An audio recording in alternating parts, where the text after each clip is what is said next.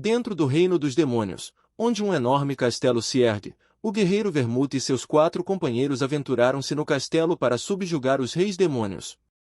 Eles já haviam matado 3 dos 5 reis demônios, mas restavam apenas 2.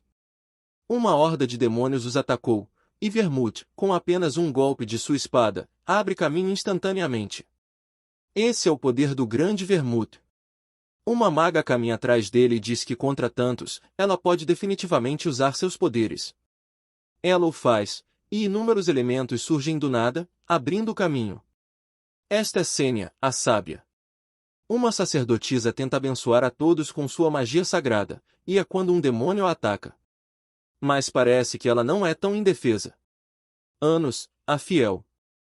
O mais corpulento do grupo ataca com um machado gigante, com apenas um golpe, abate a maioria dos demônios em seu caminho, e uma chuva de sangue e partes de corpos o cobre. Moron, o bravo.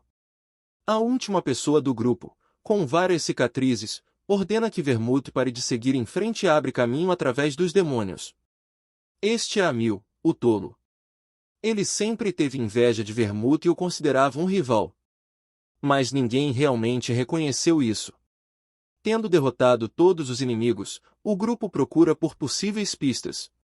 É quando Amil percebe que Vermute está em perigo e, no último segundo, se joga na frente dele, recebendo o ataque completamente.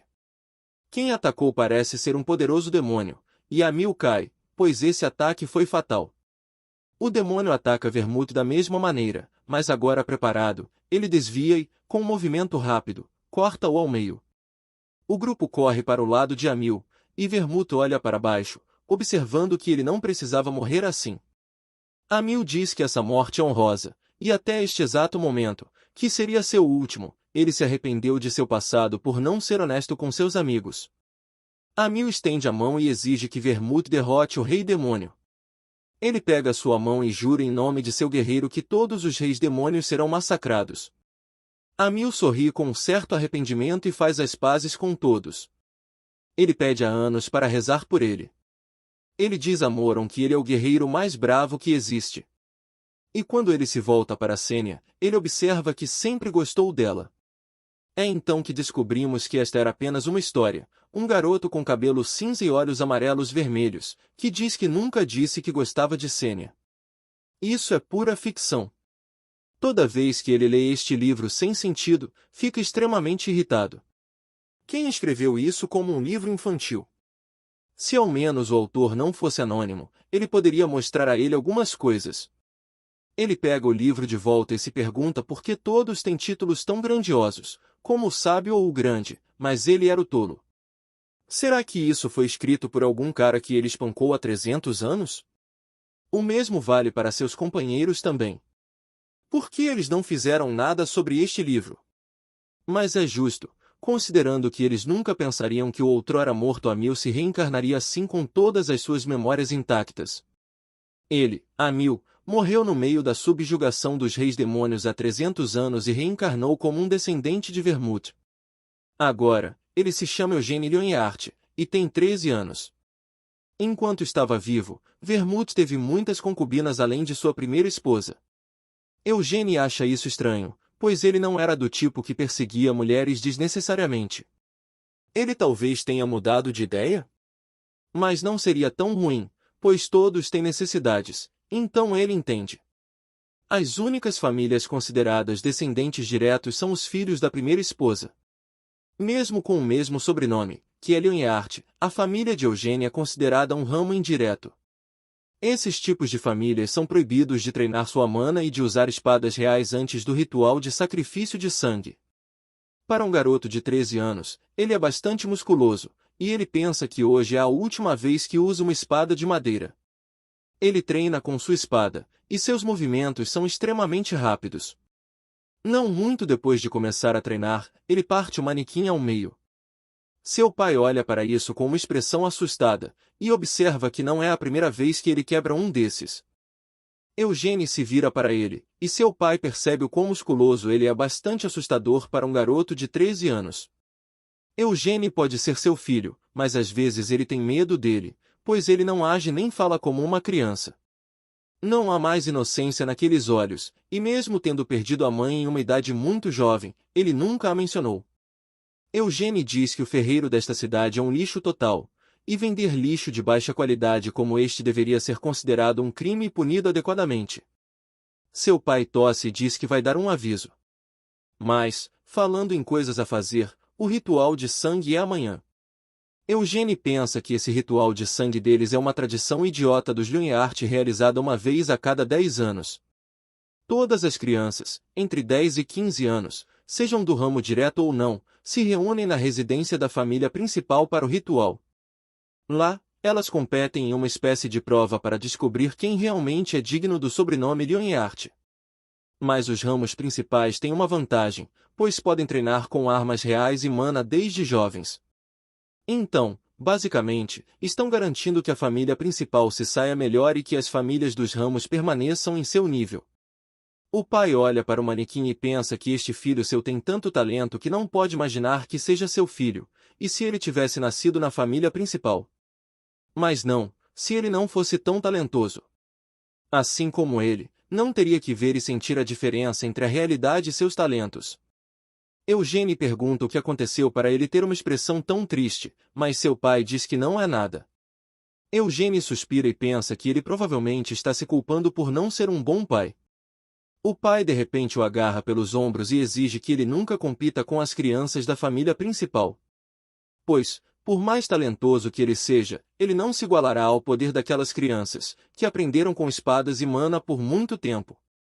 Eugênie sorri e diz que não vai, mas isso é uma mentira, pois esta é uma vitória fácil, considerando que ele está basicamente lutando contra crianças de 10 anos. Ele vê outro manequim, enquanto caminha em sua direção, pensa que neste ritual de sangue, haverá 3 da família principal e 6 da família ramificada. Um dos 3 filhos da família principal é filho da primeira esposa, e os outros 2 são gêmeos de uma concubina. Então, além das 2 famílias ramificadas de alta autoridade, o resto pode ser considerado perdedor. Eugênie levanta sua espada no ar e destrói mais um manequim com um único golpe. Agora ele realmente quer ver quão bons são os descendentes de Vermouth. O amanhã chega, e enquanto Eugênie pega a carruagem para o ritual, ele pensa que quando era Mil em sua vida passada, ele se considerava um gênio. As coisas eram fáceis de aprender para ele, mesmo quando criança, e sua melhoria era rápida em comparação com os outros. Mas isso não impediu Vermouth de elogiar sua técnica, observando que se ele se esforçasse mais, seria muito, muito mais forte. Ele diz que está dando o seu máximo, e nem todos são gênios como ele. O único problema real que ele tinha era que ele não era um gênio, mas alguém próximo a ele era. Habilidoso com espadas e magia, ele tinha os apelidos de Deus da Guerra e Mestre de Todos. Vermouth é grande. Ele era anteriormente apenas um mero duque em sua terra natal, o Império Queel, mas se aposentou de sua posição e foi elogiado como guerreiro até o fim. E os outros companheiros dele, Sene a Sábia, que assumiu a posição de mestre da Torre de Magia, é a mais jovem mestre de todos os tempos no reino dos magos de Arothia. Anise, a fiel, que era extremamente corrupta por dentro, agora é chamada de Santa no Império Sagrado de Euras, e há até escrituras sobre seus ensinamentos. Moron, o bravo, surpreendentemente conseguiu fazer seu próprio reino, que ele tristemente nomeou em sua própria homenagem. Então, naturalmente, é forçado a pensar que eles tiveram vidas bastante boas até morrerem. Então, por que o Rei Demônio ainda está respirando? Naquela época, Vermouth definitivamente jurou que destruiria todos os reis demônios, os bastardos descarados. Ele originalmente morreu no castelo do Rei Demônio do encarceramento, e Vermouth parece ter feito uma promessa a esse Rei Demônio após sua morte. Por causa dessa certa promessa, a guerra com os reis demônios chegou ao fim, e o mundo estava em paz, o que persiste até hoje, 300 anos depois. Um homem que também está dentro da carruagem com ele, Lord Gordon, observa que ele deve estar bastante nervoso, mas se ele estiver, lutará quando realmente encontrar a família principal. Eugênie agradece pelo conselho, e Gordon diz que a partir daqui, é tudo propriedade dos Lyonhart, mas ele não precisa se preparar para descer, pois a residência principal ainda está bastante longe. Eugênie se pergunta por que ele é tão convencido, considerando que isso nem é sua propriedade. Ele diz que deve ser inconveniente se for tão grande assim, e Gordon observa que há vários portais espalhados por aí, então é realmente bem tranquilo. Eugene quer perguntar por que ele não pôde usar um daqueles, mas ele já pode prever a resposta e prefere apenas calar-se e sorrir. Depois de um tempo, eles chegam à residência da família principal, que é bastante grande, com ouro brilhante por toda parte. Mas Eugene está preparado. Eles caminham em direção ao prédio principal, e Eugene nem fica surpreso por não ter recebido uma cerimônia de boas-vindas. Leon e Art de Vermouth, as únicas pessoas autorizadas a ter o brasão de leão no lado esquerdo do peito são aquelas da linha de sangue direta. Ele pergunta a Gordon se algum de seus parentes já chegou, e ele nota que ele é o primeiro, então devem se mover para a casa de hóspedes. Uma empregada chamada Nina o cumprimenta e diz que vai atender a todas as suas necessidades durante sua estadia. Se ele quisesse algo, tudo o que precisava fazer era tocar este sino. Eugene é grato por pelo menos ter recebido uma empregada pessoal e pergunta sobre a idade dela. Ela diz que tem 16 anos e que acabou de terminar seu período de treinamento. Eugene sorri e pensa que quem quer que tenha designado essa empregada inexperiente para ele deve estar tentando causar um problema se ele fosse repreender a empregada inexperiente por um erro. Mas não importa quem teve a ideia, pois estão ousadamente tentando assediá-lo. Ele pergunta quando os outros chegarão, e ela diz que devem estar aqui dentro dos próximos 4 dias, no máximo. Ele se levanta e pede para ela guiá-lo ao campo de treinamento. Nina fica um pouco surpresa, mas ainda assim o faz. Fora do prédio principal, 2 crianças da família principal falam sobre Eugene, e como ele é de uma pequena cidade do interior e provavelmente treina com ancinhos em vez de espadas. O menino diz que a carruagem dele deve feder por causa de como ele vive, e mesmo se ele for um parente, ainda teria que pagar por danificar a residência da família principal, certo? A menina diz que ele está absolutamente certo, então devem ir repreendê-lo. O menino diz que estão apenas dando um aviso e exige que a menina o acompanhe. Outra criança da família principal olha pela janela para eles, mas é quando ela percebe e olha para ele com os olhos de uma besta, fazendo-o recuar. Eugene começa a treinar com uma lança e, enquanto o faz, nota que ele não era de forma alguma preguiçoso em sua vida passada como a Mil quando se tratava de treinamento.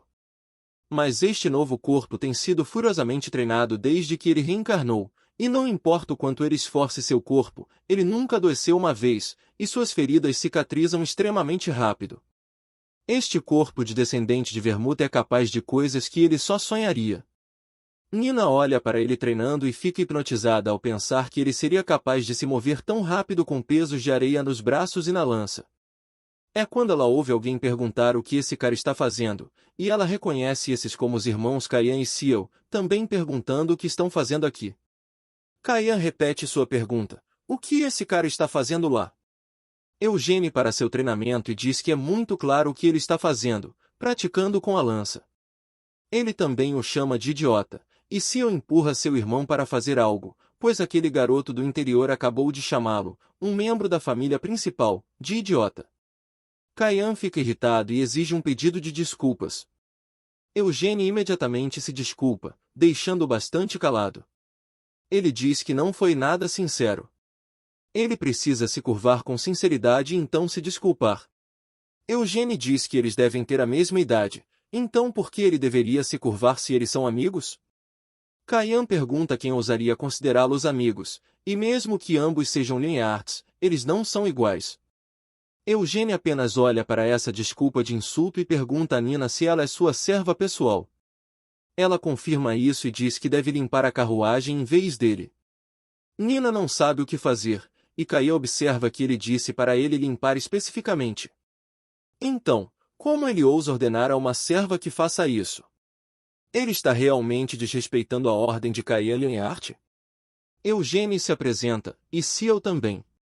Kayan diz que não adianta ser gentil com lixo como ele, e como ele ignorou uma ordem direta, ele o desonrou, então um duelo deve acontecer. Eugene sorri e diz que ele não deveria usar essa palavra tão levianamente, pois carrega um fardo pesado. Ele só quer continuar treinando, então por que eles não podem ir embora? Kayan pergunta se ele está com medo, e é quando sua expressão muda. Ele deve estar realmente com medo, certo? Então, nesse caso, ele deve baixar a cabeça e se desculpar pelo que fez. Eugene diz que ele não está de forma alguma com medo, e também não quer duelar ou se desculpar. Kayan diz que ele não quer fazer nada, então ele vai simplesmente fugir? Seus pais provavelmente não lhe ensinaram o que é honra de verdade. É quando Eugene começa a tirar os pesos dos braços, e Kayan pergunta o que ele está fazendo. Eugene observa que ele queria um duelo, e é isso que ele terá, então ele deve jogar o maldito lenço já. Eugene continua a se despir, e parece que até o colete que ele estava vestindo também era pesado. Kayan só pode olhar para quantos pesos esse cara tinha, pensando que eles eram apenas para mostrar até agora. Mas agora ele não pode recuar, pois foi ele quem o desafiou para um duelo, então Ciel zombará dele pelo resto da eternidade se ele recuar. E ele também deve puni-lo por manchar sua honra. Ele joga o lenço na direção dele e exige que o duelo comece. Eugene finalmente tira o peso final, e quando o lenço cai em seu rosto, ele aceita. Naquele exato segundo, Eugene golpeia Kayan instantaneamente no estômago, encerrando a luta com apenas um golpe. Ciel corre para o lado do irmão, mas recua quando vê o quanto ele está vomitando. Ela se volta para Eugene e diz que ele é um covarde, e que aquilo não foi de forma alguma um duelo honrado. Eugene diz que não houve covardia ali, pois o duelo começou quando o lenço foi jogado, então é culpa dele por baixar a guarda. Ciel não pode negar isso, e ao invés disso diz que ele deve ter treinado com humana, certo? Eugene nota que as ramificações não têm permissão para treinar com humana até depois do ritual de sucesso. Ciel não acredita e o chama de mentiroso, pois não há como ele ser capaz de balançar algo tão pesado sem humana. E também, o ataque que ele realizou foi rápido demais, a ponto de que mesmo se Kayan estivesse completamente em guarda, não teria sido capaz de fazer nada. Eugene sorri e diz que os olhos dele não são apenas para mostrar, afinal. Ela nota que a boca dele é bastante suja, e ele diz que já ouviu isso antes. Mas também não é como se o irmão dela tivesse sido derrotado sem lutar. Quando o ataque o atingiu, ele instintivamente se esquivou para trás para reduzir o dano. Isso não é nada menos que incrível, dado que ele ainda não tem nenhuma experiência real. Eugene nota que esse cara tem potencial, mas não é forte o suficiente para ser considerado um descendente de Vermouth. Kayan se levanta, e com respiração pesada, chama Eugene de covarde, que diz que eles realmente são irmãos, considerando que dizem exatamente as mesmas coisas. Ele se aproxima dele e nota que, se ele é um descendente honrado da família Lyonhart, ele deveria humildemente admitir a derrota após perder. Kayan fica embaraçado, e Eugene pensa que deveria ter se segurado um pouco. Como este é o filho de um patriarca, não farão algo para puni-lo? É quando um homem corre para ver o que está acontecendo com uma expressão severa. Eugene nota a falta de um leão no peito dele, então ele provavelmente é apenas um cavaleiro contratado pela família e bastante habilidoso nisso. Kayan o chama pelo nome, Ezar, e corre para o lado dele, observando que perdeu para uma pessoa do campo como aquele cara. Ele o desafiou para um duelo justo e perdeu. Ezar olha para Eugene e se apresenta como responsável por instruir Kayan. Eugene também se apresenta e diz que é de Jidou. Ezar observa que é onde a família de Jihad está, e Eugene confirma que aquele homem é seu pai. Ezar exige saber o que aconteceu ali, e Eugene diz que Kayan simplesmente começou uma briga com ele, e também insultou seu pai. Kayan nega isso, mas Eugene diz que ele lhe disse que não foi ensinado sobre honra pelo pai, e também o chamou de covarde. Todos esses insultos para ele, e também para seu pai. Não foram razões suficientes para aceitar o duelo? Ezar pensa que todas essas são razões válidas e leva Kayan embora, observando que devem tratar suas feridas o mais rápido possível. Enquanto saem, Ciel acena a Deus para ele, e ele faz o mesmo. Alguns dias se passam, e enquanto tem uma refeição muito grande, Nina oferece-lhe as informações que ele solicitou.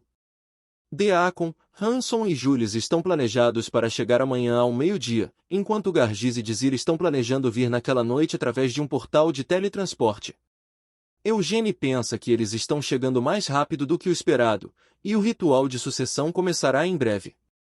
Ele sai do refeitório e pede desculpas a Vermouth, pois ele vai mexer com seus descendentes a partir de agora, então espera que ele não fique chateado com isso. Mas não é como se ele quisesse se tornar um de seus descendentes. É apenas uma maldita reencarnação, afinal. Caian é interrogado por sua mãe, a segunda esposa da família principal, a Nazila, e pergunta se seu filho realmente perdeu contra alguém de uma família ramificada. Ezar confirma, e ela exige que Caian se aproxime dela. Ela o golpeia com o leque no mesmo lugar onde ele foi atingido e pergunta se ele realmente perdeu com um único golpe. Caian diz que ela está machucando, e ela exige que ele pare de reclamar, assim como uma resposta de Ezar. Aquele garoto realmente não treinou com mana? Ele confirma isso e diz que Eugênio não possui um traço de mana em seu corpo. Ela pergunta a Ciel como seu irmão perdeu, e ela explica que assim que o duelo começou, Eugênio o atingiu com a lança, e Caian tentou recuar. Mas era tarde demais. A mãe lamenta que o duelo tenha sido perdido com um único golpe, e Caian tenta lhe dizer algo. Mas é quando ela o esbofeteia com toda a força e grita, exigindo saber como ele perdeu um duelo na frente daquelas bestas inferiores, e para uma criança que não possui mana. Em breve o pai dele estará de volta para o ritual, então como ela vai enfrentá-lo então, hein? Caian começa a tremer e pede desculpas. A mãe diz que gostaria nada mais do que cortar a cabeça de Ezar, mas seu marido favorece. Ele deve treinar Caian mais uma vez para que ele nunca mais a envergonhe assim. Com isso, eles saem, e Ezar parece ser mais um pai para Caian do que sua mãe jamais será. Ela eventualmente se acalma e pede para Ciel fazer amizade com Eugênio ou como quer que seja o nome dele. Ciel pergunta por quê, e sua mãe explica que, no momento, ele é forte o suficiente para vencer seu irmão, por isso. Ela pensa que, se fosse do jeito dela, mataria aquele pequeno trapaceiro, mas então se tornaria a primeira suspeita. E se uma disputa eclodisse dentro da família, os guardiões da lei familiar viriam, e ela deve evitar isso a todo custo.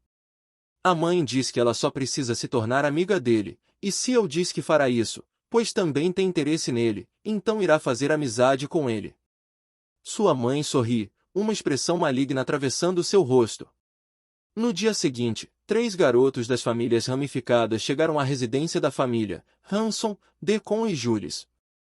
Enquanto Eugênio está treinando, Nina se aproxima dele com suas roupas e observa que todos chegaram. Eugênio diz que pensava que eles chegariam à noite, mas estão aqui mais cedo do que o esperado. Nina observa que o patriarca também chegou, e ele deve ir rapidamente, mas também precisa trocar de roupa. Eugênio observa que chegaria atrasado se fizesse isso, então vai apenas encontrá-lo assim mesmo. Todos esperam no portão da frente pelo patriarca, e Eugênio olha ao redor. Ele avista a segunda esposa, a Nascila, e a pessoa à sua frente é a primeira esposa, Theonus, e aquele cara deprimido é o filho mais velho da família principal e o primeiro na linha de sucessão, Iodílio Lionheart. O patriarca finalmente chega, Gilard Lionheart, junto com o irmão mais novo, Keon. Gilard imediatamente vai até Iode e pergunta se suas habilidades melhoraram. Iodi tenta evitar o contato visual e diz que está tentando o seu melhor, como de costume. Isso não agrada Gilard, e ele passa para Keon e Ciel, observando quanto cresceram desde que ele se foi. Ele também parabeniza um de seus irmãos, Gilford, por ter um filho, e pede desculpas por não estar lá para ver tal bênção. Gilford diz que não há necessidade de tais coisas, e Gilard direciona sua atenção para os filhos das famílias ramificadas. Ele observa que devem fazer uma refeição juntos, e lá discutirão o ritual de sucessão de sangue. Eles se sentam à mesa de jantar, e Eugênio avista as outras 2 pessoas que chegaram, Gargiz e Dizira. Ele pensa que essas foram as pessoas que vieram através do portal com o patriarca para assistir ao ritual. Então, talvez eles tenham maior prestígio nas famílias ramificadas Lionheart? Ele também nota um homem que claramente não é um Lionheart e pensa que apenas o patriarca e os participantes do ritual deveriam vir para esta refeição. Ciel também olha curiosamente para ele e pergunta ao pai quem é aquela pessoa. Ele diz que planejava apresentá-lo mais tarde, mas deve fazer isso agora. A pessoa se levanta e se apresenta como Ian da Torre da Magia Vermelha em Arotia. Todos ficam surpresos, e Yoda observa que ele é o mestre da Torre da Magia, fazendo Eugene cuspir sua bebida. Todos olham para ele, e Rebarian pergunta se ele está bem, ao que ele responde que sim. Eugene pensa que, se ele é o mestre da Torre da Magia Vermelha, é discípulo direto de Senia, ou melhor, discípulo do discípulo do discípulo de Senia. Há 300 anos, Senia alcançou a posição de mestre da Torre da Magia Verde na idade mais jovem da história de Arothia. Não só melhorou todos os livros de feitiços em Arothia, como também ajudou inúmeros discípulos de outras torres de magia e até forneceu conselhos para os outros mestres das torres. Até hoje, o mestre da Torre da Magia Verde e Rebarian ainda a consideram sua grande mestre. Mas a coisa mais surpreendente é que ele encontraria alguém relacionado aos seus antigos companheiros tão cedo. Gilard começa a falar com Eugene e observa que ouviu falar dele por Teonus, e que seu filho o desonrou e aos seus pais. Cian olha para baixo envergonhado, e Eugene diz que ele o fez, mas não guarda nenhum rancor real contra ele. Gilard pergunta se é porque ele venceu o duelo, e Eugene observa que teria sido se ele perdesse, porque, se não fosse capaz de proteger sua honra, então é seu dever pelo menos aceitar isso como fato. Gilard sorri e observa que ele é melhor que seu filho. Ele começa a falar com Cian e observa que ele não está envergonhado de sua derrota, mas envergonha o que ele esteja embaraçado por perder e o quanto se preocupa com como vai se sentir sobre isso. Foi um duelo que começou por causa de seus insultos em primeiro lugar, mas ele ainda não se desculpou, mesmo depois de perder. Cian tenta dizer algo, mas Gilard o interrompe e diz que ele é um Lionheart, antes de tudo, e que o grande Vermouth é seu ancestral. Se ele realmente é alguém de seu sangue, ele deveria agir como tal e respeitar não só sua própria honra, mas também a honra dos outros. Cian olha para ele, e com um rubor no rosto, pede desculpas. Eugene nota o quanto ele está se forçando agora, mas isso não importa realmente. Gilard diz que seu pai deve ser Jihad, e ele pede desculpas, pois não o conhece diretamente. Eugene diz que é natural que ele não conheça, pois sua família vive em uma área muito rural para alguém como ele saber sobre eles. Gilard pergunta se seu pai lhe ensinou aqueles movimentos, e ele respondeu que o instruiu sobre o básico, mas depois disso, ele treinou sozinho. Dizira fica surpresa por ele ter treinado sozinho, e Gargus fica ainda mais surpreso por ele ter conseguido vencer Cian agora. Gilard observa que este ritual de sucessão será interessante desta vez, e a comida chega. Depois que é servida, Gilard diz que a comida pode não estar à altura de suas expectativas, mas eles devem estar com fome, então devem começar a comer.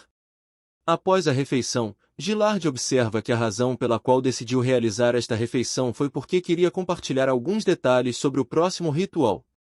Todos aguardam ansiosamente por ele falar, e ele diz que, embora seja o patriarca, e seja bastante embaraçoso admitir isso, o ritual de sucessão de sangue é simplesmente muito discriminatório.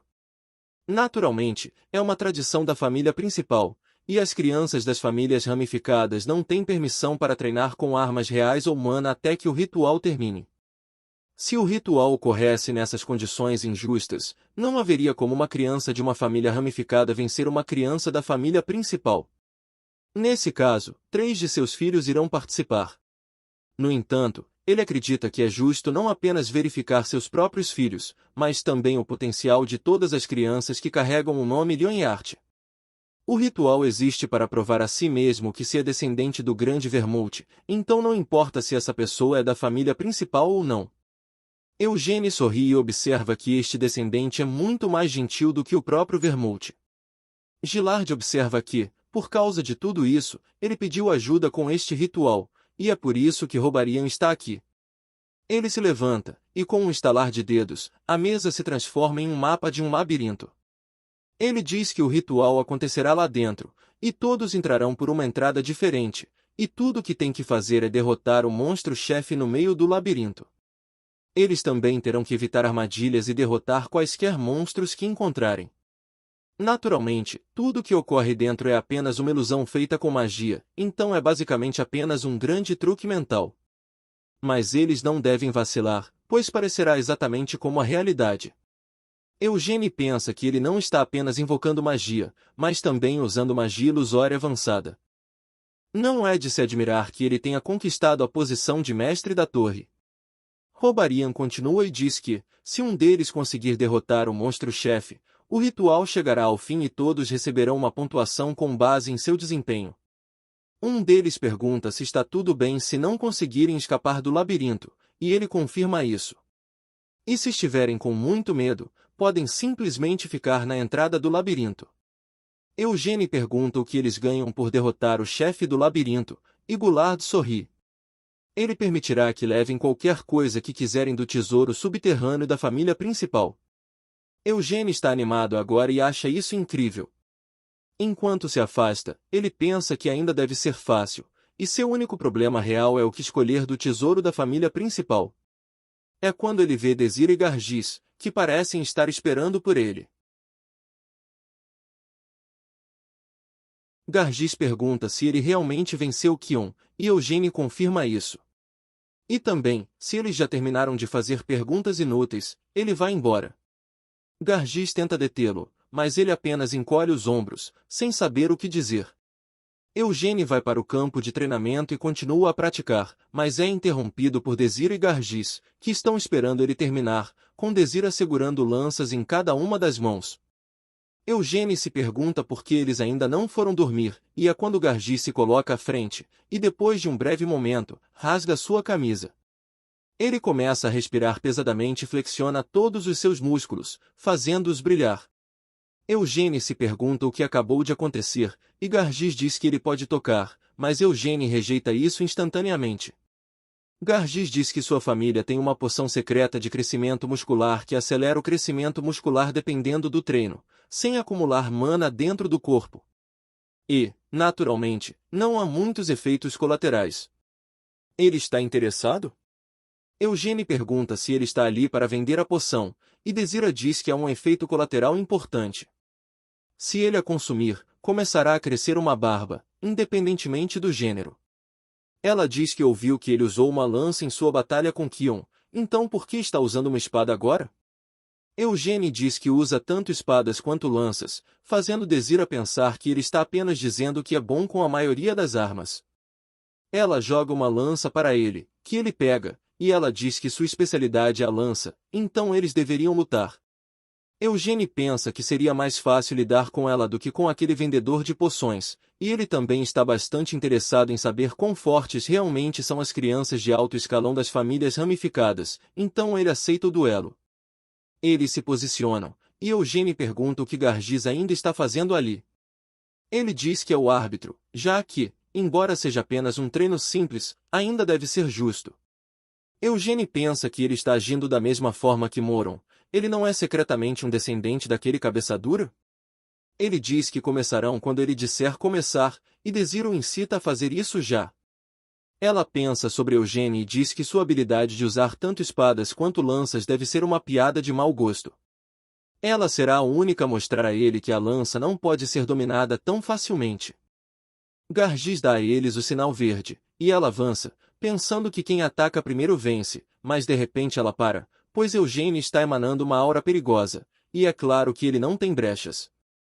Ele pergunta por que ela para tão de repente, e isso a irrita, fazendo-a avançar novamente. Ela ataca, mas Eugene contra-ataca. Eles continuam assim, e ele pensa que, considerando a falta de mana no corpo dela, ela é na verdade bastante boa, e ainda é bem jovem, então as possibilidades são infinitas. Mas em seu estado atual, ela não é páreo para ele. Ele continua a bloquear e nota que ela não o acertou nenhuma vez.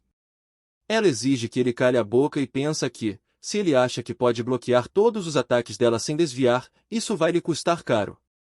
Ela avança novamente, e eles continuam trocando golpes até que ela se move rapidamente para trás dele e prepara um golpe poderoso, pensando que ele não será capaz de bloquear esse. Eugene levanta o pé e segura a lança com ele, fazendo Desira desesperadamente tentar recuperá-la. Mas já acabou, e este duelo já terminou. Eugene Lionheart venceu.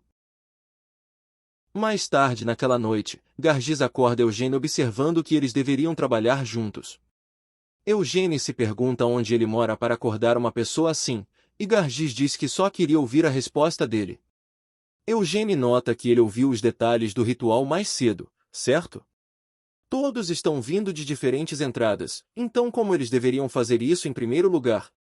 Gargiz observa que eles acabarão no mesmo lugar. O centro do labirinto onde o monstro-chefe está. Os gêmeos da família principal provavelmente também trabalharão juntos. Eugênio pergunta se o que ele está sugerindo é que eles derrotem o monstro-chefe juntos, e ele confirma isso. Eugênio diz que provavelmente pode fazer isso sozinho de qualquer maneira, e Dizira, que está encostada na parede o tempo todo, diz que ele é apenas cheio de si e tolo. Mas ainda assim, ela não pode negar sua força, e se ele os ajudasse, eles certamente derrotariam o monstro-chefe sem muita dificuldade. Ele pergunta por que eles estão tão desesperados para derrotar essa coisa, e ela diz que neste ritual, onde tanto as famílias principal quanto as ramificadas participam, alguém de uma família ramificada nunca venceu. No entanto, eles têm essa possibilidade agora, pois podem trabalhar juntos.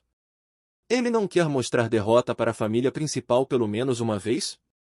A Nazila olha pela janela e pensa que Robarian, que também veio aqui para ajudar com o ritual, provavelmente está recrutando Yodi como seu discípulo. Desde jovem, ele sempre gostou mais de ler do que de ser ativo, e por causa disso, ele mostrou aptidão para as artes mágicas. Se Yod se tornasse discípulo de Robert, ele teria que deixar a residência da família. Nesse tempo, Kayan e Ciel crescerão muito, então Yod basicamente desistirá de ser o sucessor.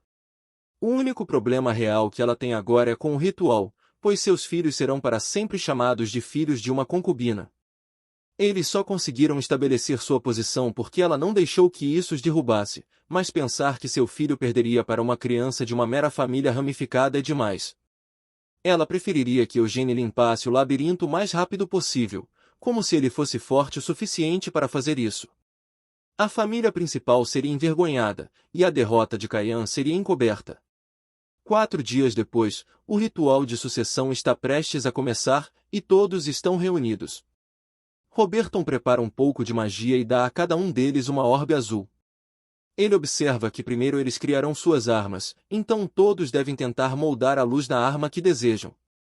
Todos começam a fazer isso, com Ciel sendo a primeira a ter sucesso e criando um florete. Ela começa a testá-lo e pergunta o que aconteceria se ele quebrasse. Robert ri diz que tanto a espada quanto o labirinto são criados com magia, então a espada que ela tem agora não pode quebrar no labirinto.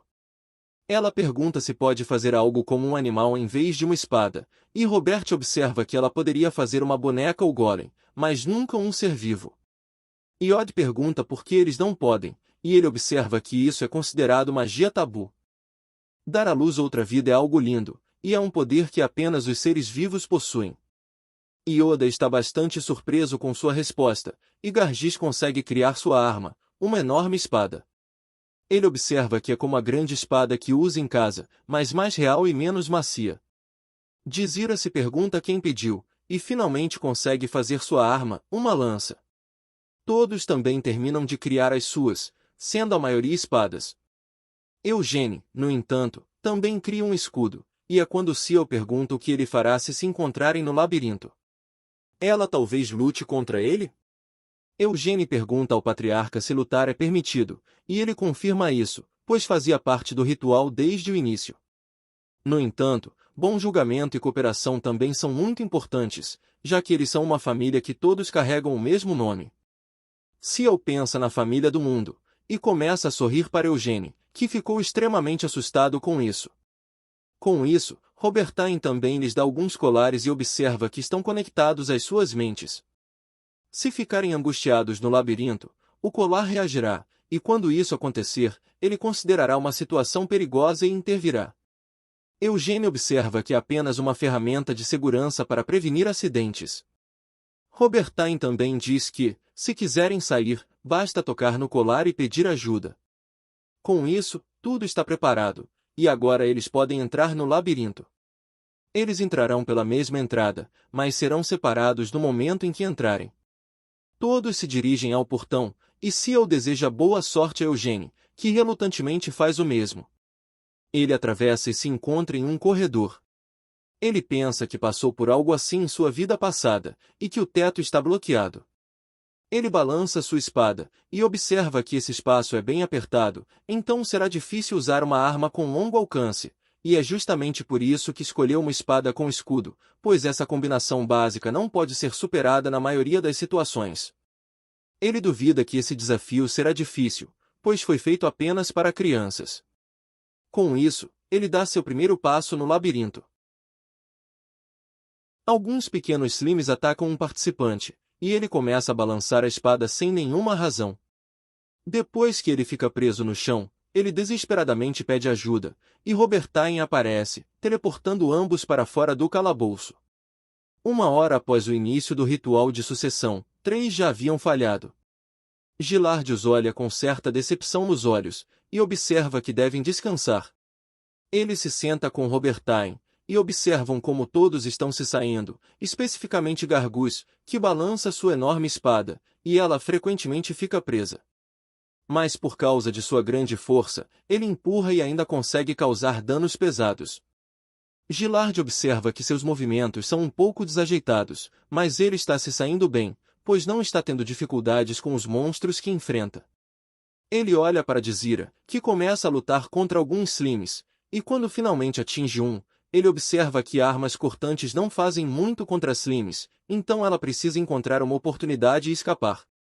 Gilard pensa que ela é rápida e intuitiva, também priorizando sair do labirinto mais do que enfrentar monstros. Ele olha para Kion, que avista algumas armadilhas, e pensa que sua mãe já lhe deu e selou alguns mapas para vários labirintos antes do ritual, então eles os estudaram, e também os tipos de armadilhas que eram mais prováveis de serem colocadas. Ele pega uma pedra e a joga à frente, fazendo muitas flechas saírem da parede. Gilard observa que ele é cuidadoso, mas usa isso para evitar armadilhas, o que não é nada mal. Ele olha para Ciel, que agora está lutando contra um Goblin. O Goblin ataca, mas ela desvia rapidamente e ataca quando tem a chance. Ela começa a voltar para o meio novamente, mas se encontra em um beco sem saída, e observa que apenas voltará para o caminho bifurcado de antes. Gilard observa que ela é flexível e sensata em seu pensamento, mas é igualmente infantil. Ele passa para Iod, que é confrontado por um Goblin, mas em vez de estar assustado, ele está maravilhado com o que a magia pode fazer. O Goblin finalmente ataca, e depois de alguns bloqueios, ele consegue cortá-lo, ainda maravilhado com o que a magia pode realmente se tornar. Robertin olha mais de perto e observa que Iod parece bastante interessado em magia. Gilard diz que ele ama magia desde criança, e costumava ser ensinado por um mago da capital que convidaram. Mas ele realmente não tentou aprender muito desde então. Robertin pergunta por quê, e Gilard observa que ele desistiu por causa da dura realidade, pois decidiu se tornar o patriarca por causa dos desejos de sua mãe, e a magia não prova ser uma vantagem ao competir pelo sucesso. Robertin observa que a magia é uma jornada difícil apesar de suas inúmeras possibilidades, e Gilard diz que gostaria que ele realmente seguisse essa jornada. Se ele ainda tem paixão pelas artes mágicas, ele não será capaz de recusar uma posição como discípulo do Mestre da Torre Vermelha. Robertin diz que não pode dar uma resposta direta ainda, mas o levará junto porque o conhece. No entanto, se ele não estiver apto para ser seu discípulo, ele não pode levá-lo. Gilard concorda, pois não tinha intenção de forçar isso sobre ele, e apenas queria apostar nos sonhos de Iod. Isso, em Iod, respeita Senia, o sábio, mais do que Vermut, seu próprio ancestral. Robertin observa que ele era o mesmo, pois preferia muito mais as histórias de Senia às aventuras de Vermut. Senia sempre encontrava soluções incríveis quando seus camaradas estavam em perigo. Gilard observa que ele também leu essa história quando era criança, e verdadeiramente, nem Vermut nem Senia eram seus favoritos. Robertin pergunta quem é. Mas antes que Gilard pudesse responder, sua atenção foi capturada pelo que Eugênio estava fazendo, lutando contra um troll gigantesco. O troll tenta esmagar Eugênio no chão, mas ele bloqueia com seu escudo, permitindo-lhe atacar em vários pontos. Ambos observam essa exibição com surpresa, e Gilard acha isso simplesmente incrível. Ele derruba o troll, e Gilard observa que este é Eugênio Lyonheart. O troll explode em pedaços dourados, e Gilard observa que ele é realmente incrível para um garoto de 13 anos, que ele duvida ter lutado contra um troll de verdade antes. Ele nem estava com medo e conseguiu derrubar o troll de forma limpa e confiante. Robert Aten observa que os trolls não foram colocados para as crianças lutarem, mas mais como armadilhas que deveriam evitar. Então ele está igualmente surpreso. Gilard comenta que ele ainda é jovem, mas seu talento não é excepcional? Robertin diz que já sabe que eles chamam esses tipos de crianças de gênios. Gargus também começa a lutar contra um troll, mas se encontra muito machucado, provavelmente em seus últimos momentos. Mas ele reúne forças para atacar e, com um desvio rápido, consegue cortar os trolls, dando-lhe a oportunidade de terminar a luta. Depois, ele respira pesadamente e ruge como uma fera antes que o troll desapareça e ele caia no chão. Ele pensa que não pode acreditar que conseguiu perfurar os músculos dos quais tanto se orgulha e quebrar suas costelas. Os trolls são realmente fortes. Ele também foi atingido por todos os tipos de armadilhas antes de lutar contra o troll. E como está tão machucado, ele duvida que as outras crianças estejam menos feridas que ele. Sem forças restantes, ele cai. Koyene também se encontra perto de um troll e pensa que este não é de forma alguma um monstro que deveriam derrotar. Ele o distrai com uma pedra e encontra a oportunidade de fugir antes que o troll perceba algo. É quando Cia o encontra e diz que começaram em pontos totalmente diferentes, mas ainda conseguiram se encontrar. Koyene diz que isso só mostra o quão perto do centro eles estão, mas isso é ótimo, pois agora ela pode segui-lo e não se perderá.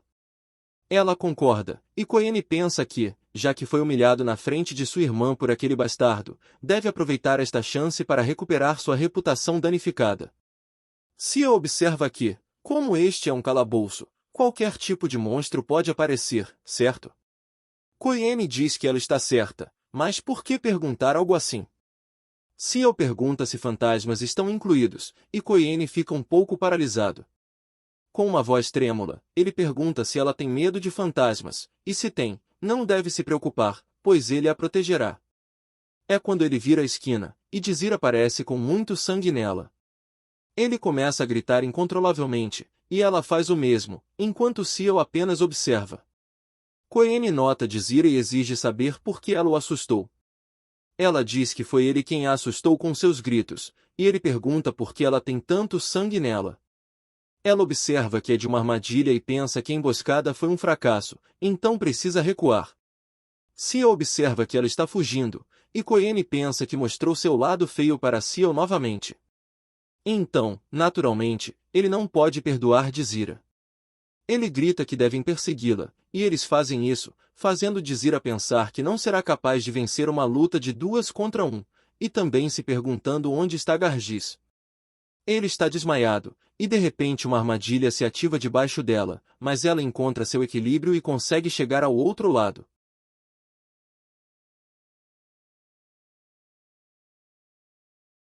Ela continua correndo, e Koyene se pergunta se eles precisam tomar outro caminho por causa desse buraco. Mas ele não pode se deixar ser humilhado na frente de Ciel ainda mais. Ele ia economizar sua mana para o chefe, mas agora que não há outra escolha, terá que usá-la. Ele faz isso, e mal consegue atravessar. Ele oferece sua mão a Ciel e diz que vai segurá-la. Mas ela também pode usar mana, e ela consegue atravessar sem problemas.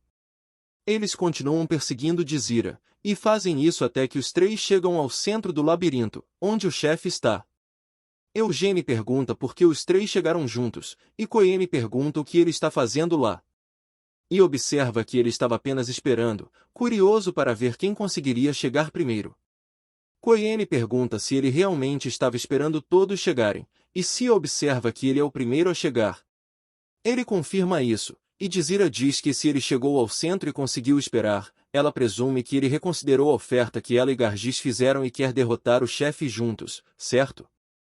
Eugene sabe que eles falaram algo assim, mas ele esperou para oferecer a todos eles uma chance contra o chefe primeiro. Ele seria capaz de lidar com essa coisa em pouco tempo, mas seria injusto se eles fizessem o esforço de chegar ao labirinto e não encontrassem nada, certo? Koyene está zangado com essa zombaria, e Eugene observa que essa besta não ataca se eles não estiverem em seu alcance. Então, basicamente, está apenas esperando por eles. O que ele sugere é que todos lutem contra ele na ordem de quem chegou depois de si mesmo. Primeiro seria Dizira, depois Koyene, e depois Ciel. Parece justo, certo? Dizira pergunta se ele realmente quer que lutem sozinhos contra aquela coisa gigantesca, e Eugene diz que ela também se machucou. Então, se acha que vencer não é uma opção, pode simplesmente desistir. Dizira diz que vai fazer isso e se enfaixa com um lenço. Enquanto ela caminha em direção a ele, Koyene pergunta por que ele ainda não lutou contra o chefe. Eugene diz que lutará, depois que todos os outros terminarem com ele. Koyene observa que ele pode não ter a chance, pois certamente derrotará o chefe sozinho. Eugene sorri e diz que se ele realmente conseguir fazer isso, dará a ele o máximo respeito pelo resto da vida. Isso deixa Koyene animado, e exige que ele não esqueça a promessa que acabou de fazer. Ele se sente e pensa que o Minotauro é um monstro comum nos labirintos, mas é muito maior do que ele imaginava e certamente maior do que o Troll que encontrou. No entanto, essa é a única coisa assustadora sobre ele, pois não parece hostil comparado a um Troll ou ogro. Com isso, ele deve ser capaz de derrotá-lo em um único golpe. Os olhos do Minotauro se abrem, e ele se levanta lentamente. Dizira olha para ele e se pergunta como pode matar algo tão grande. No entanto, ela chegou longe demais para desistir agora. Ela avança, e o Minotauro imediatamente tenta esmagá-la. Ela desvia e rapidamente se levanta, permitindo um ataque em sua mão. Mas a lança não está entrando, e ela pensa que a pele dele é muito dura para perfurar. É quando o Minotauro a agarra inteira, e Dizira pensa que certamente este é o fim de sua vida. Mas ele simplesmente a joga de volta para o grupo, e Ciel pergunta por que ele fez isso quando poderia tê-la matado imediatamente. Eugênio observa que não é um monstro de verdade, e a batalha já havia terminado quando ela foi agarrada, então ele a deixou ir. Kayan se levanta, pois é sua vez agora, e observa que mostrará a diferença entre uma família ramificada e a prestigiada família principal. Eugênio apenas sorri, e Kayan odeia sua arrogância. Ele realmente acha que não pode lidar com uma única vaca gigante? Ele ativa sua mana e observa que todos devem estar assistindo a ele. Ele cobre sua arma com mana, e Dizira pensa que isso deve ser Sordora, que pode cortar qualquer coisa. Mas para manifestar o Sordora, uma década de treinamento de mana seria necessária. Ela não pode acreditar o quão à frente a família principal está comparada a eles. Eugene também acha impressionante que ele possa usar isso em uma idade tão jovem, e Kayan pensa que não pode manter a aura por muito tempo. Mas deve ser suficiente para matar a coisa na frente dele. É quando a aura se dissipa, e em pânico, ele balança a espada tentando fazê-la voltar. Eugene pensa nas palavras de Gilard sobre como esse ritual serve para verificar o potencial daqueles que possuem o sangue de Vermouth, e que não importa se eles são de uma ramificação ou da família principal. Eugene observa que este labirinto foi criado por Robertian, e parece que ele o fez de tal forma que a mana não pode ser usada dentro dele. Se ninguém pode manifestar mana aqui, então a família principal e as ramificações podem lutar em pé de igualdade. Kayan ainda está atordoado com o que acabou de acontecer, e Eugênio incentiva a desistir se achar que não vai vencer, pois assim evitará uma surra. Kayan olha para eles e vê Ciel, que o observa com um brilho nos olhos. Ele se recompõe e pensa que não precisa da Sordora para derrotar essa coisa. Com isso, ele avança valentemente. Enquanto o Minotauro tenta agarrá-lo, ele consegue golpeá-lo, e faz isso mais algumas vezes. Mas esses são apenas ferimentos superficiais, e não ajudarão muito. Ele desvia da mão do Minotauro novamente e mira na perna, mas o Minotauro bloqueia o acesso com o joelho e consegue agarrar Kayan. O Minotauro joga longe, e Eugene nota que, no final, ele ainda perdeu, certo? Kayan só consegue olhar para ele, e é quando Ciel diz que não quer lutar, pois não pode usar sua Sordora. Eugene pensa que ela é muito mais inteligente que seu irmão e pega suas armas. Enquanto ele se aproxima do Minotauro, Ciel pergunta se ele realmente acha que pode vencer. Eugene diz que não tem confiança para perder contra uma besta dessas. Ele chega ao alcance do ataque do Minotauro e se pergunta como deveria derrotá-lo. É quando o Minotauro ataca, mas Eugene desvia e tenta escalar sua mão. No entanto, o Minotauro usa outra mão para tentar agarrá-lo, mas não tem sucesso, permitindo que Eugênio suba até o topo da cabeça do Minotauro. O Minotauro tenta socá-lo, mas ele se desvia, fazendo com que o Minotauro soque a si mesmo. Isso deixa o Minotauro atordoado por um tempo, dando a Eugênio a oportunidade de atacar constantemente no mesmo ponto, no pescoço. Todos assistem em espanto, e Dizira pensa que ele está acertando o mesmo ponto, a carótida. Com um golpe final, ele faz a besta jorrar sangue por todo o lado, e ela cai. A batalha foi vencida. Eugênio limpa o sangue da espada e pergunta a Caian se ele viu aquilo, que não sabe nem o que dizer. Finalmente, Caian diz que Eugênio não deveria estar tão orgulhoso, pois ele também teria sido capaz de matar aquela coisa se tivesse sua aura da espada. Ele pensa que o que Caian diz é verdade, mas certamente não teria sido capaz de fazer como ele fez. Esse sentimento que ele agora sente é diferente do medo, e ele mal pode conter sua excitação. O que poderia ser esse sentimento? O labirinto começa a se desmaterializar lentamente, e Cia observa que o ritual está oficialmente encerrado. Gilard e Robert assistem enquanto isso acontece, e Gilard acha incrível que uma criança de uma família ramificada, nada menos, conseguiu derrotar um Minotauro sozinha. Robert está suando um pouco e observa que o Minotauro é um monstro difícil de enfrentar sozinho, e é por isso que o ritual de sucessão desta vez era sobre trabalho em equipe, para que as crianças pudessem tentar derrotá-lo de várias maneiras juntas. Pelo menos era assim que deveria ser. Aquela única criança também foi capaz de superar as várias armadilhas que ele montou com facilidade. Quem é ele? Gilard sorri e observa que Eugênio treinou muito e repetidamente, mesmo com ele estando aqui, na residência da família principal. Ele também enviou pessoas a Guidal, sua cidade, para coletar algumas informações sobre ele, e ele também é famoso por sua persistência. Esta criança tem um físico excepcional para a batalha, e sua personalidade também se adequa a isso. Ele é uma joia, que só foi encontrada por causa do ritual.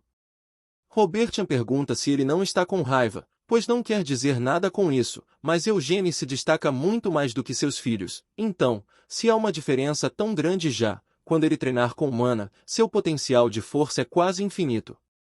Gilard diz que isso é uma coisa ótima, pois, por causa dele, o nome Leonhart brilhará ainda mais, certo? Robertian, com uma respiração pesada, pergunta o que acontecerá se Eugênio quiser se tornar patriarca. Gilard olha para ele silenciosamente por um segundo e observa que é justo que o mais forte de todos se torne patriarca. Se seus filhos não conseguem manter a posição, não há nada que possam realmente fazer sobre isso. Se eles são tão fracos a ponto de terem seu direito de nascimento arrancado deles, então não o mereciam em primeiro lugar. Robert observa que provavelmente não deveria falar sobre isso, já que é um estranho, e desmaterializa a tenda em que estavam. Ele também diz que são amigos há muito tempo, então pelo menos daria a ele algum conselho. Ele deveria adotar aquele garoto. Gilard fica surpreso com essa noção, e Robert observa que uma criança de uma família ramificada conseguiu superar a família principal, e muitas famílias ramificadas rirão disso, e algumas pessoas insidiosas até começarão a se reunir. Gilard agradece pela ideia e diz que é, de fato, uma ideia interessante. Mas eles devem, antes de tudo, parabenizá-los. É então que as crianças saem da floresta.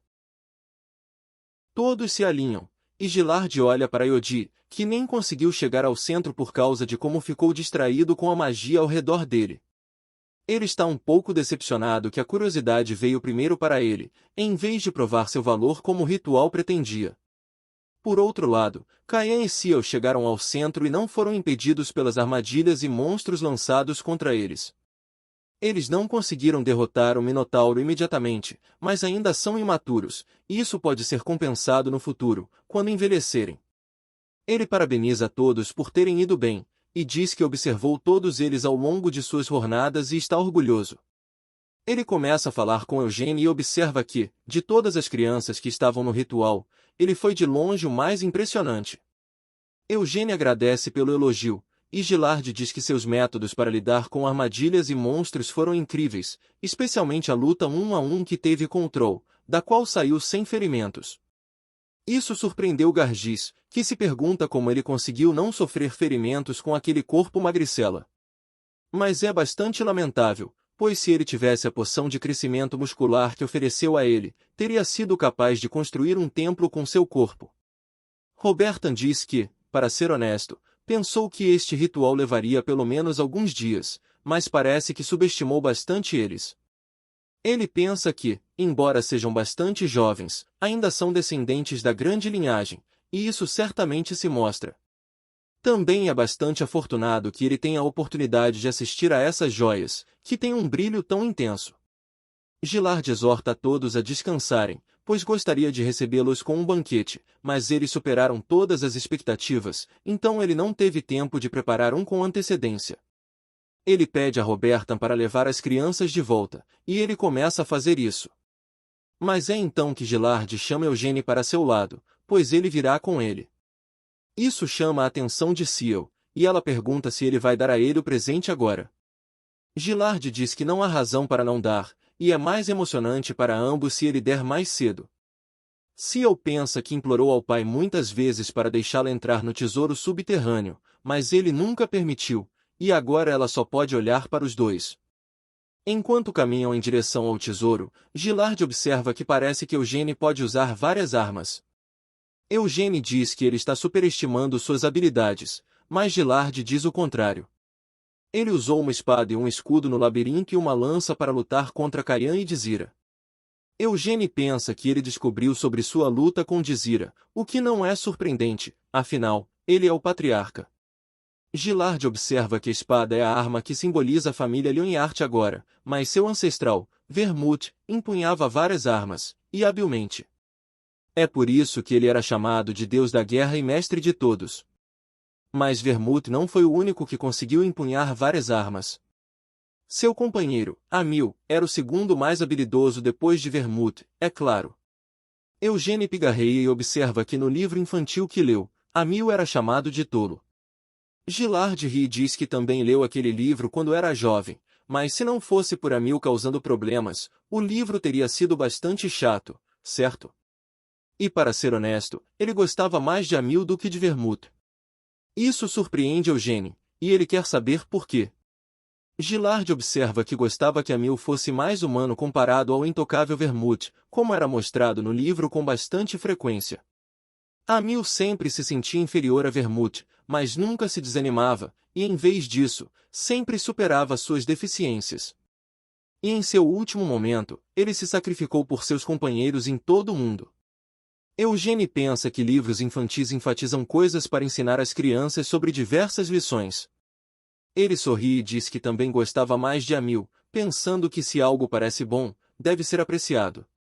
Eles chegam ao cofre, e os guardas se curvam enquanto deixam Gillard entrar.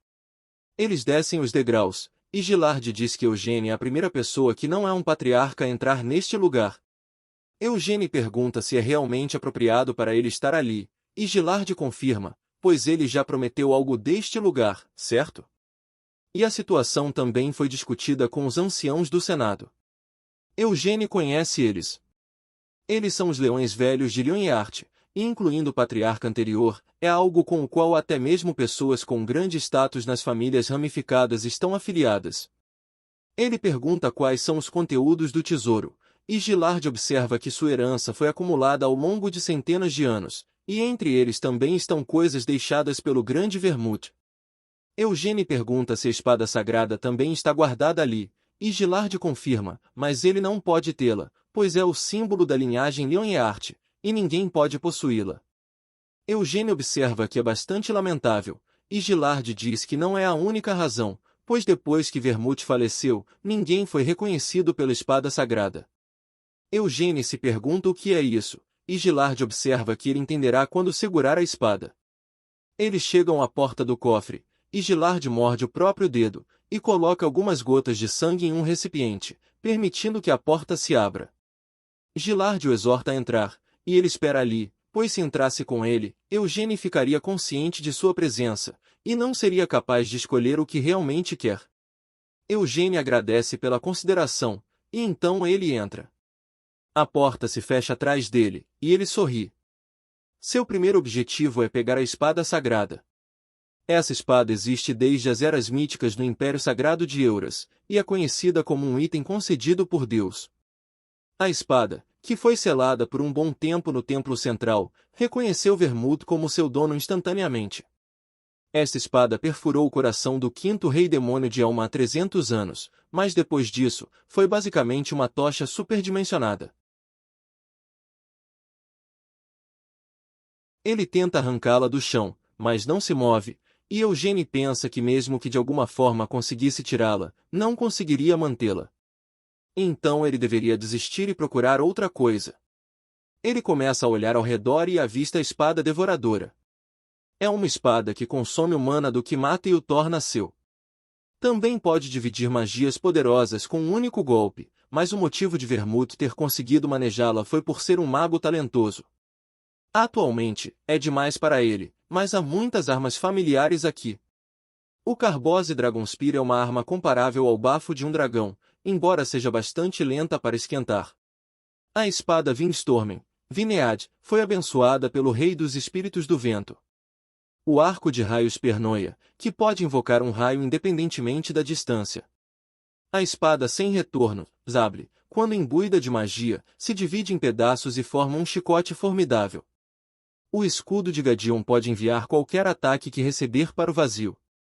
Não há nada aqui que realmente o decepcionaria se ele os representasse. Mas será que é realmente tudo que eles têm?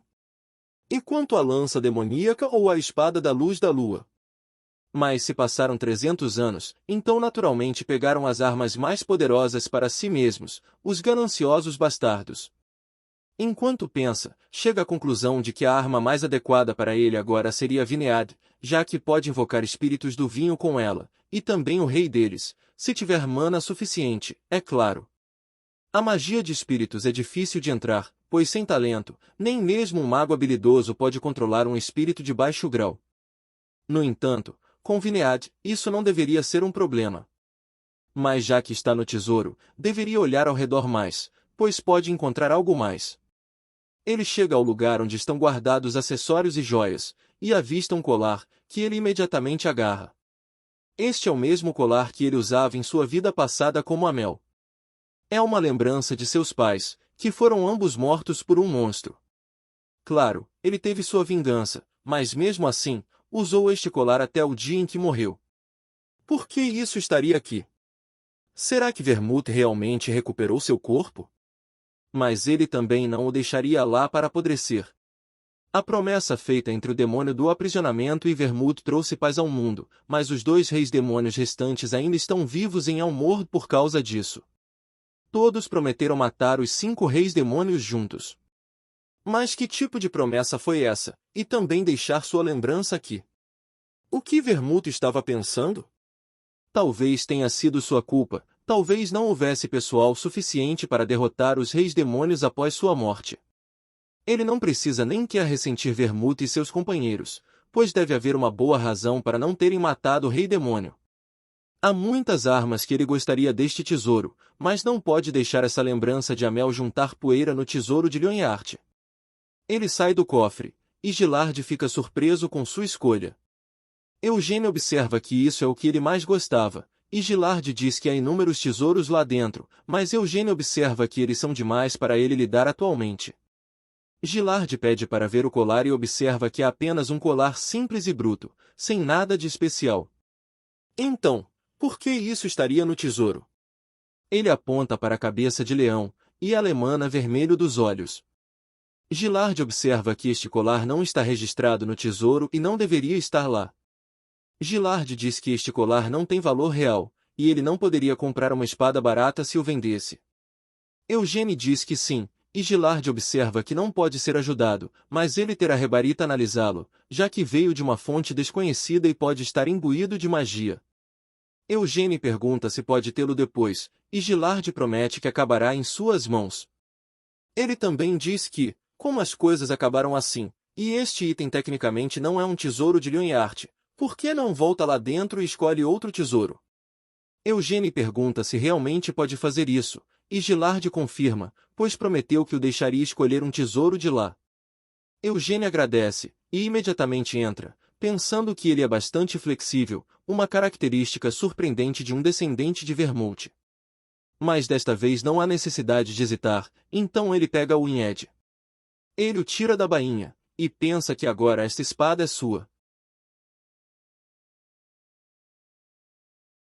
Desire o constrange por não escolher uma lança, pois é extremamente boa com esse tipo de arma. Eugene diz que foi sua escolha, e ele é bom com espadas, como ela viu no ritual. Gargouls acha que é muito leve, e considerando sua força, ele deveria ter escolhido algo mais pesado, como um martelo ou um machado. Mas agora que o ritual de sucessão acabou, por que ele não volta com ele? Pois ele fornecerá todas as poções de crescimento muscular que ele deseja. Eugene grita que não precisa delas, e Desire exige que ele pare de falar com esta cabeça de carne e desenhe sua espada. Eugene faz isso, e ela pergunta que tipo de espada é. Ele observa que é o Unyad, e de acordo com o patriarca, a bênção do rei do vento espiritual está imbuída dentro dele, e provavelmente pode invocá-lo depois que ele ganhar mana suficiente. Desire diz que é uma espada legal, mas ela ainda acha que ele deveria ter conseguido uma lança. Eugene diz que também havia muitas lanças lá dentro, e ela pergunta se ele as viu. A lança de dragão é carbose, que aparentemente solta um bafo de fogo. Eugene mente nas notas de que não sabe como é. Ela pergunta sobre a lança demoníaca Rastitos, que é a arma mais forte que Vermouth usou. Gargouls diz que ele também sabe dessa lança, pois foi usada pelo rei demônio da crueldade. Isso faz Eugene pensar sobre isso, e há 300 anos, havia 5 reis demônios em Elmo. Rank 1, Rei Demônio da Destruição, Rank 2, Aprisionamento, Rank 3, Frenesi, Rank 4, Crueldade, e Rank 5, Massacre. Gargouls observa que Desire está errada, pois a arma mais forte usada por Vermouth foi o flail pulverizador, Ziggalard, que foi usado pelo Rei Demônio do Massacre. Eles começam a discutir sobre seus itens favoritos, e Eugene pensa que ele também não viu aquele flail no tesouro. Das muitas armas que Vermouth usava, as que ele obteve dos reis demônios eram a lança e o mangual. Ambas são aterrorizantes demais para serem mantidas no tesouro, então talvez tenham sido seladas em outro lugar. Os outros dois ainda estão discutindo, e Eugene percebe o quão infantis são, então ele sai. Ele observa que tanto a lança quanto o mangual são ótimas armas, então é difícil dizer qual é melhor.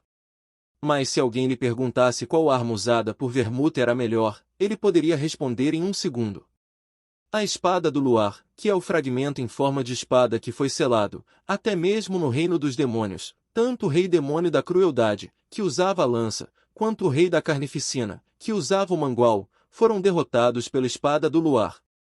Ele olha para Vined e pensa que esta é a primeira arma real que está usando nesta vida. Gargouls e Desira olham para ele, e ele começa a praticar com ela, quase como se estivesse realizando uma dança.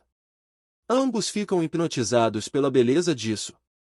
No escritório de Gillard, Robert analisa o colar, mas não encontra magia alguma nele. Este item é realmente do tesouro? Gillard confirma, e Robert pergunta se Eugene não está apenas pregando uma peça. Gillard observa que ele não teria motivo para isso, pois mesmo que ele não o deixasse pegar outro tesouro, a criança ainda teria conseguido este. Robert nota que é verdade que seria um risco muito grande, mas ele gostaria de investigar mais a fundo, pois algo o está incomodando. Gillard pergunta como ele pretende fazer isso, e Robert diz que existe uma magia que lê a memória do Mana, criada por Senia, uma grande mestre nesse campo. Mana existe em toda parte, e a maioria das coisas o contém, então ele começará a ler a memória do Mana que permanece neste colar. Gillard diz que deixará isso com ele, e assim Robert começa a fazê-lo e não vê nada suspeito, o que ele pode ver é bastante vago. Ele observa que não pode ler mais, pois a magia do tesouro interrompeu a memória do Mana, e que o colar tem pelo menos um século de idade. Gillard pega o colar e observa que provavelmente não há ninguém vivo para confirmar de onde ele veio. Robert pergunta o que ele planeja fazer com ele, e Gillard diz que devolverá a Eugene, pois era um item que ele estava disposto a sacrificar tesouros para obter. Robert diz que gosta bastante de Eugene, e Gillard sorri e se levanta. Ele olha pela janela e diz que não há razão para não gostar dele, então tem uma sugestão para Eugene: ele o aceitará como um filho adotivo.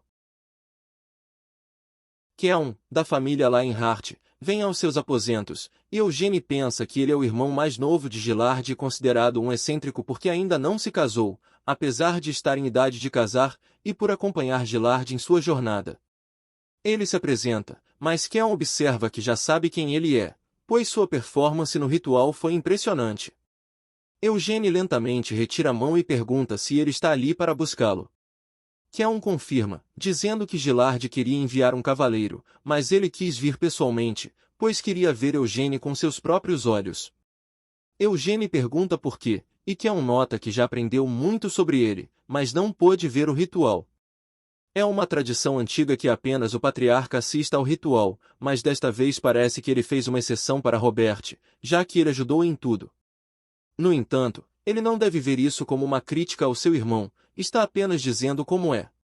Mas agora também parece que ele está reclamando das regras familiares. Eugênio observa que não deve se preocupar com isso, e Keon diz que seu irmão teria a mesma reação. Eugênio olha para ele e pensa que, considerando seus modos e espírito livre, ele é tão livre quanto se pode ser, então essa deve ser a razão pela qual ele ainda não encontrou um parceiro. Enquanto caminhavam em direção à localização do patriarca, Eugênio pergunta por que foi convocado, e Keon observa que provavelmente foi para parabenizá-lo por suas conquistas. Eugênio observa que já foi bastante elogiado, e parece que nem ele sabe a razão.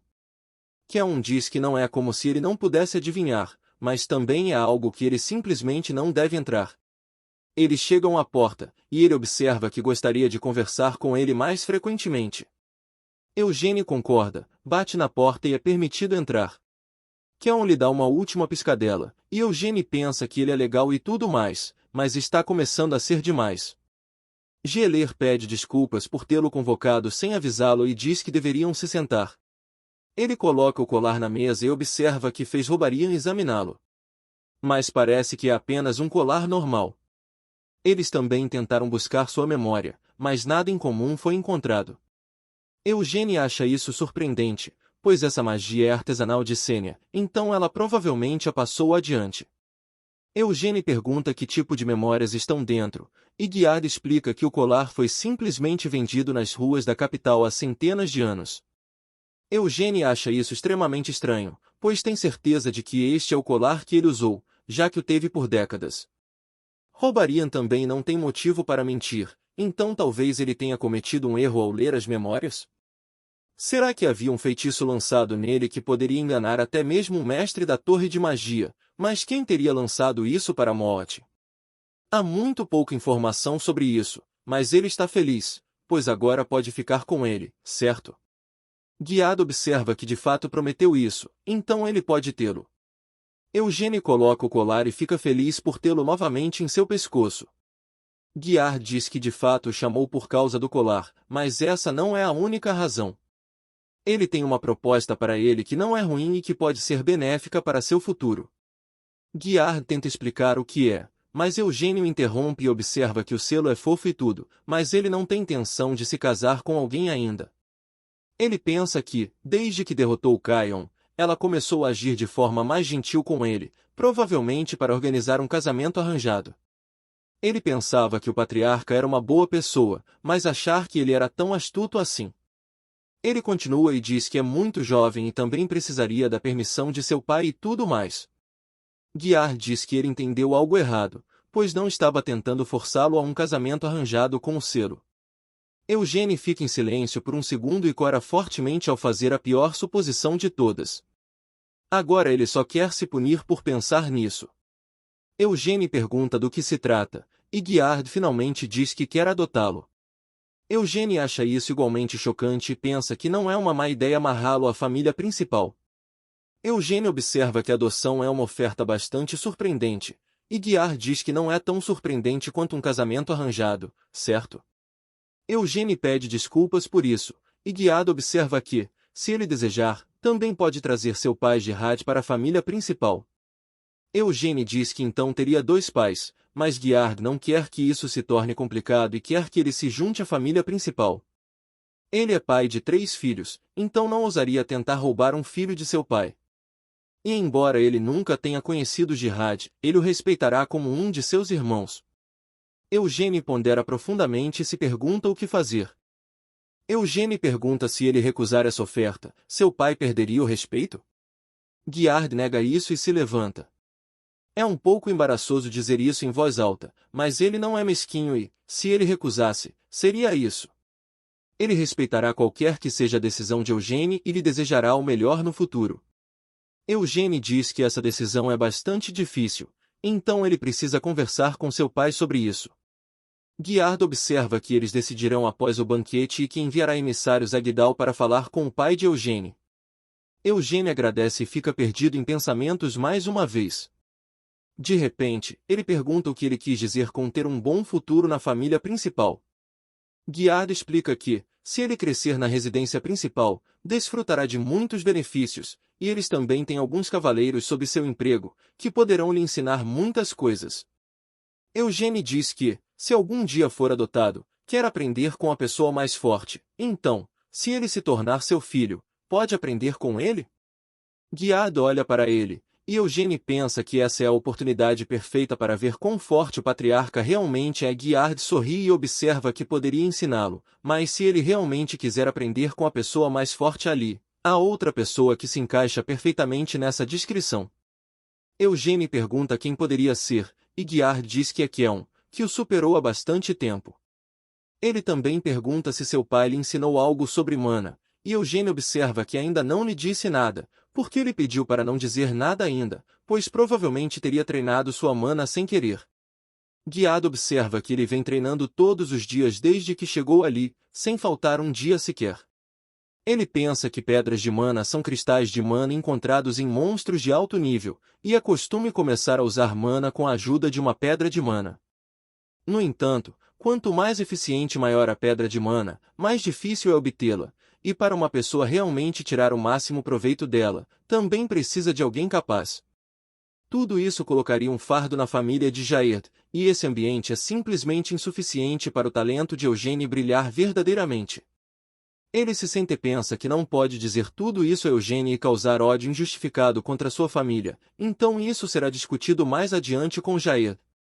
Ele diz que discutiram o que ele quer e, se estiver tudo bem, ele também gostaria de conversar mais sobre outras coisas. Eugênio aceita essa oferta e, por um tempo, eles conversam sobre todos os tipos de coisas. Eugênio decide ir embora, e Guiard diz que deveria trazer alguém para escoltá-lo de volta, então deveria esperar um pouco. Eugênio observa que está tudo bem, pois o anexo não está longe, e ele voltará sozinho para tomar um pouco de ar fresco. Enquanto caminha em direção à sua acomodação, percebe o cheiro de perfume vindo de trás de uma esquina, e é bastante potente. Não está se movendo, então alguém claramente deve estar esperando por ele. Ele continua caminhando em direção a esse lugar, e é quando a Nassila aparece e faz parecer que não o estava seguindo o tempo todo, o que ele percebe. Ele entra no jogo e se apresenta. Ela diz que ouviu ele e o patriarca discutindo, mas deve ter sido bastante longo, pois não percebeu que ele ainda estava lá dentro. Eugênio pergunta se ela quer dizer algo a ele, e a Nassila pensa que essa criança já é ousada e bastante arrogante também. Mas isso não é nada surpreendente, pois alguém de uma fazenda como ele venceu a família principal e também reivindicou a vitória no ritual de sucessão. Ele certamente experimentará um crescimento ilimitado no futuro, então é melhor ser amiga dele do que inimiga. Além disso, amarrá-lo à família com um casamento arranjado usando Ciel não é uma má ideia, e é precisamente por isso que ela fez Ciel ficar por perto. Ela se pergunta sobre o que eles conversaram, e Eugênio observa que não deveria compartilhar os assuntos que discutiu com o patriarca em privado. Ela força um sorriso e diz que é verdade, mas que não está interrogando-o ali, pois queria dizer algo a ele pessoalmente. Eugênio espera para ouvir o que ela tem a dizer, e ela pede desculpas por quão desrespeitoso Kayan foi, e pede desculpas mais uma vez por não ter se desculpado antes. Eugênio observa que não há necessidade disso, pois ele já fez as pazes com Kayan. Ela diz que ele é bastante maduro para sua idade e também está aliviada que ele pense assim. Ela também deu um aviso severo a Kayan, então agora só pode esperar que se deem bem no futuro. Eugênie diz que, é claro, eles vão se dar bem. Afinal, são uma família que compartilha o mesmo sobrenome, certo? Anacilo observa atentamente e pensa que ele não está totalmente errado, mas é estranho ser chamado de família por essa criança. Ele pergunta se pode ir embora, e ela permite, notando que ele deveria descansar. Enquanto se afasta, Eugênie pensa que essa é a mesma mulher que tentou persegui-lo desde o início, porque ele era de uma família ramificada, então não deveria se envolver com ela se não for necessário. 2 dias depois, Jahar chega à residência e olha ao redor, preocupado.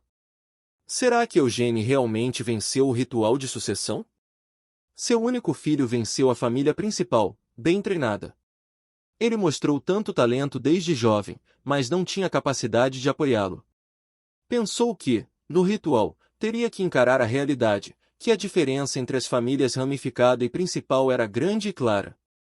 É quando Eugênio chama e acena, com o patriarca ao lado dele.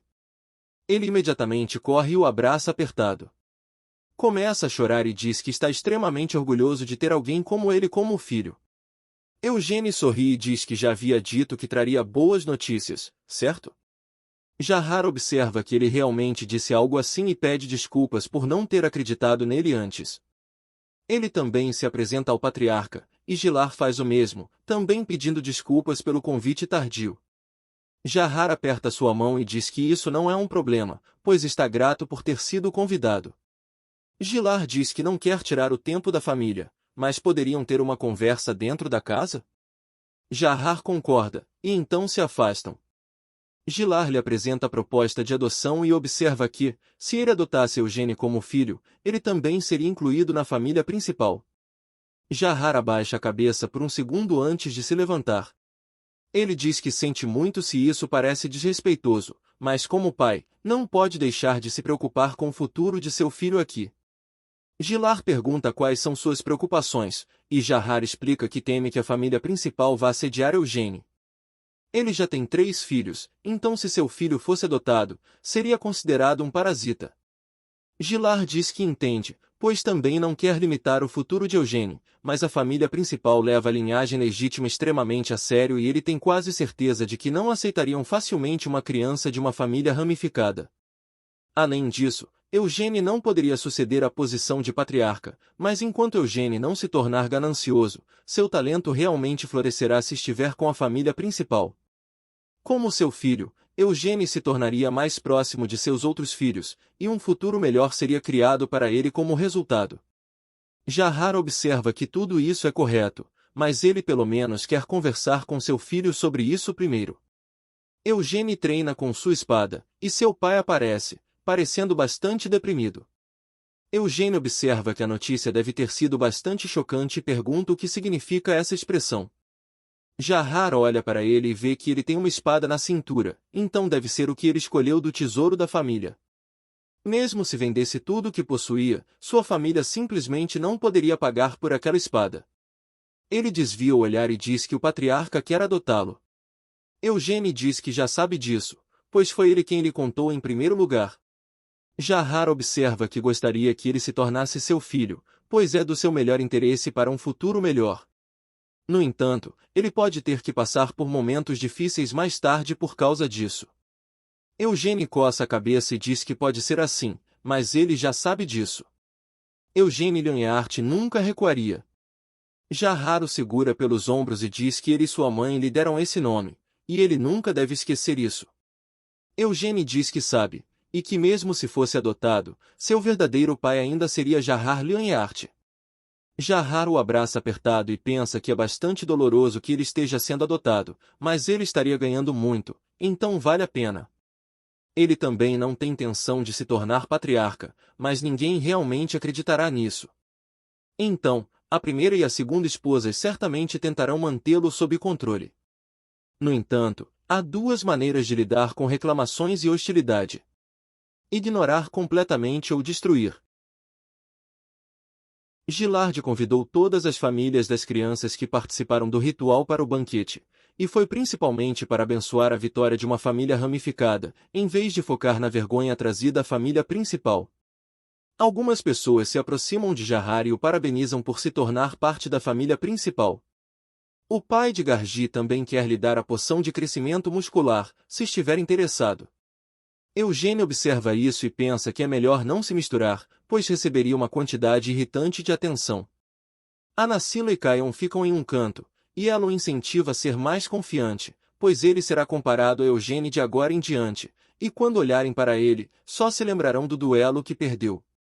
Eles também rirão que um membro da família principal, um descendente direto, perdeu o ritual de sucessão para uma criança de uma família ramificada.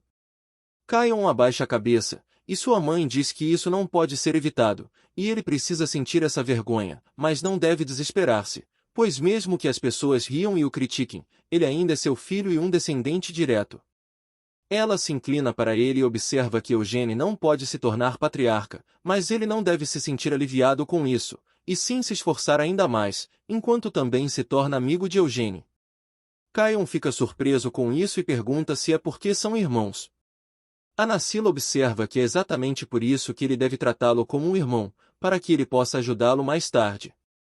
Caion concorda com sua mãe, mas é um pouco tímido e se pergunta como se tornar amigo dele.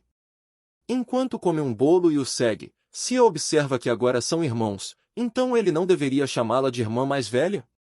Eugênio observa que ela é apenas alguns meses mais velha, e ela diz que é a irmã mais nova porque nasceu segundos antes de Caion. Eugênio diz que é completamente diferente, e enquanto ela o incomoda para fazer isso, ele pensa que preferiria morder a língua e morrer do que chamar essa garota de irmã mais velha. No escritório do patriarca, Robarian diz que não pode aceitar Iod como seu discípulo incondicionalmente, pois na Torre Vermelha de Magia, a magia de invocação é a especialidade, e ele será testado para ver se tem aptidão para esse tipo de magia. Iod pergunta o que acontecerá se ele tiver aptidão para esse certo tipo de magia, e Robarian diz que isso é bom. Mas Erote ainda não reconhecerá o nome Leonhart. A menos que ele seja talentoso o suficiente para que ele desconsidere completamente outros aspirantes a mago, ele não pode aceitá-lo como discípulo. Iod concorda e fica bastante triste com isso. Mas Robarian observa que, como ele é um amigo de longa data do patriarca, ele lhe dará muitas oportunidades. Ele será protegido da discriminação e mantido no ambiente mais adequado para o tipo de magia que prefere. Iod acha tudo isso empolgante e pensa que, mesmo que ele não seja discípulo direto, isso não importa. Ele está feliz por deixar essa família infernal e estudar magia em paz. Ele olha para seu pai, que diz que não há necessidade de garantia, pois é inteiramente sua escolha. Sua mãe diz que esta é uma oportunidade especial que seu pai lhe deu, então ele deve aceitá-la com alguma graça, já que ele mostrou interesse em magia desde jovem. Mas ele não deve esquecer que é seu filho e aquele que se tornará patriarca, então, mesmo na terra mágica de Erote, ele não deve esquecer esse fato. Gilard grita para ela parar, e ela diz que está apenas encorajando-o, como uma mãe deve fazer. Ela pensa que aquela mulher desgraçada, Anacila, ficará pulando de alegria quando Iod partir. Mas ela não tem outra escolha, pois Iod é ingênuo e fraco demais para ser chamado de descendente dessa linhagem. Ele está muito melhor fazendo conexões com vários magos, crescendo em poder e fazendo amigos que o apoiarão.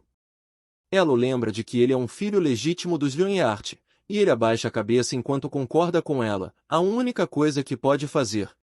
No dia seguinte ao banquete, Robarian partiu com Iod para Erote, e as outras crianças das famílias ramificadas também retornaram aos seus próprios lugares. Eugênio e Giarda acabaram morando no anexo agora vazio, e hoje Eugênio aprenderá sobre mana pela primeira vez após reencarnar. O desenvolvimento de mana tem duas categorias, respiração e treino corporal. A respiração é onde se coleta mana da atmosfera com a respiração, e o treino corporal é quando se move o corpo para coletar mana. Nenhuma das duas é fácil, mas a respiração é superior. Em sua vida passada, ele usou o treino corporal para praticar mana e, mais tarde, mudou para a respiração, conforme Senia e Vermouth recomendaram. A técnica de treino de mana dos Leonhart é a respiração. Ele chega onde Kelm está esperando por ele, que diz que devem começar. Eugênio pensa que as veias de mana são as áreas onde a mana está mais concentrada. No fundo da floresta da família principal, há uma veia de mana que está disponível apenas para aqueles de linhagem direta. Ela também não foi criada naturalmente. Em vez disso, Vermouth a criou ele mesmo há mais de 300 anos. Ele pensa que Vermouth é a melhor pessoa para criar uma veia de mana sozinho, e Keon pergunta se ele está nervoso com isso.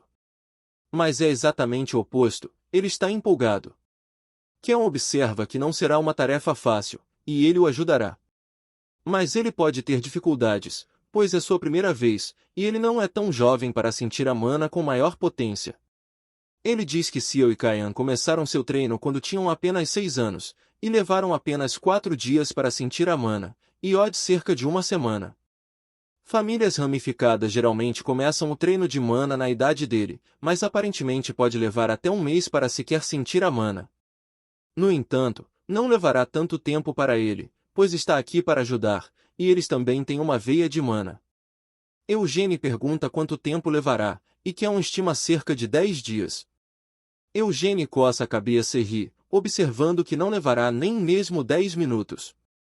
Finalmente, eles chegam a uma cabana solitária.